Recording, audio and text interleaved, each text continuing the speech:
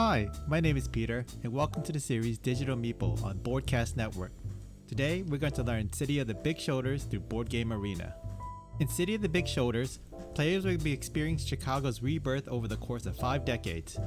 You will start companies, trade in shares, hire employees, equip factories, produce goods, and sell them to be delivered to homes across the Midwest. Players with the most money at the end of 5 decades wins. We'll be learning this game without the advanced rules turned on, so click on the link above to see the difference.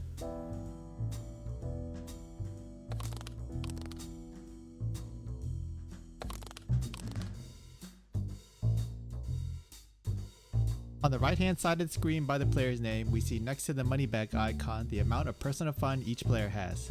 The number next to the star represents the real-time scoring that includes all stock trades and personal funds added together, so you can see how well each player is currently doing. This does not include public goals, as this will be calculated at the end of the game if turned on. At the start of the game, players will have to pick a company to run. Let's look at the anatomy of a company. Each company charter has an appeal value, which will determine where each company begins on the appeal track, how much each good sells for, and the upgraded values of each if you have hired a salesperson, the amount of workers and resources required to run each factory, and the benefits that each company gains if a factory operates and have hired a manager. At the start of the game, players will have to pick a company to run. Set the initial stock price shown here on the highlighted portion of the stock track and pay 3 times the value to attain the director's certificate. Let's talk about certain features on the game board, starting with the appeal track on the left hand side. The appeal track will let players keep track of which company will operate in turn order, as well as show what bonuses a company can earn by reaching certain points on the track. When a company advances on the track to any of the spaces with rewards, they have a choice of either gaining the reward or adding $25 to the company coffer. The game 5 decades of rounds are divided into 5 phases. The stock phase is the first phase of the game. This is the only phase where players will be spending personal money. Players can click on their own personal stock to resell for the current stock value while lowering the stock value for each share sold, or skip this option and proceed to buy stock into other companies, or start a new company following the same rules at the start of the game, or skip this action entirely. If a player passes, they may do an action later during this phase. The stock phase ends when all players have passed in succession. The priority deal marker is passed to the left of the last player that performed in the stock action. The player with the priority deal marker will start the next stock phase in the next decade of the game. Players will be given 3 buildings during the first era, and they will play one face down on their player track, keep one in hand, and discard the other from the game. After each player has picked their tile, all tiles are then flipped. Workers are then added to the job market as indicated here. During the action phase, players have access to 2 partners which they can send on the behalf of a company to different buildings to hire workers, gain resources, hire salespersons or managers, and gain company assets should the company has space for it. Players will go in turn order till every player has placed their partners and taken their action. Players can unlock more partners during the course of the game by either moving down the appeals track of a company, operating the last factory of their first company, and by the beginning of the 3rd round, indicated by the game board. There are 2 types of buildings, green and white. Green buildings allow for any number of players to take that action, while white buildings are first come first served buildings where only 1 player can take that action during this decade. Each building will also tell whether the bank pays the player or the bank pays the company, and so on. Different buildings will become available as progress through each era. Let's go over some important buildings. When hiring workers, a player will pay the bank as indicated by the symbols here and pay the values listed within its group for any number of workers they hire. If a player takes the advertising action, a company will pay the bank $20, move up in the appeal track earning enlisted rewards, and will move up to become the first player during the action phase. This turn order will happen immediately. If a player is using the fundraising action space, the company that is represented by the partner will receive the listed value. More fundraising space will be available as the decades progress, with the $60 payout being available in decades 2 and 3, and the $80 space being available in decades 4 and 5.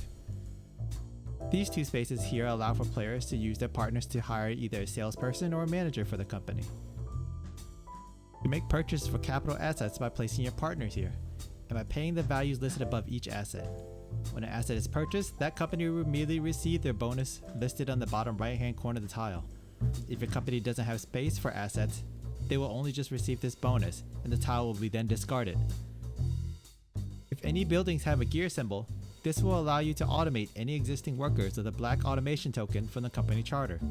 This will replace any existing worker in that company from left to right with an automation token. You can then move that worker to the next available worker space of the company. If none are available, this worker is returned to the worker space in the main game board. And finally, the extra dividend space will take $100 from the company treasury and split it amongst its shareholder based on the number of shares they hold in the company. This action can only be taken if that company has at least $100 in its treasury. For the other buildings, just mouse over your tile and Board Game Arena will tell you the rest. During the operating phase, each company will take turns starting with the company with the highest appeal value. Here, the active company can purchase any resource for the listed values, trade 2 light color resource for any resource in Haymarket Square, and activate any assets the company has to generate effect. Each company must operate their factories from left to right, should they have workers, humans, or automated, and the required resources. They will generate goods that they can sell in the demand areas according to their product. Each good they sell will garner the company their listed values with the salesperson raising this value. Filling demand tiles will also garner them bonuses. These are first come first served spaces and refresh the starting of next round if filled. If they operate the last factory of their first company, they will earn their extra partner. With the profits made, the companies will either have to pay dividends to each player that has stock in it or withhold. Paying dividends will pay each player 10% for each share they have in the company and will increase the company's stock value by 1, 2, or 3 steps depending if they have made profit that equals to 1, twice, or 3 times the start value, depending where they are currently on the stock track. If a company withholds, their stock values will decrease. The next company in the appeal track will take their turn until all companies have done so. If a company is unable to pay out to a shareholder its total amount in its stock value, or decides to withhold its funds, their stock is decreased by 1 level. Cleanup. During this phase, all filled demand tiles are removed and replenished. The rightmost $40 asset tile is removed and all asset tiles are shifted to the right. The $10 goods are removed and goods are shifted over to the right as well, and new resources are drawn according to this era. This phase is handled by Board Game Arena, and the new round begins, shifting turn marker to the next era. If this is the last era, player will sell all their stock at the listed values and gain money if they fulfill the gold cards. Player with the most personal funds wins the game.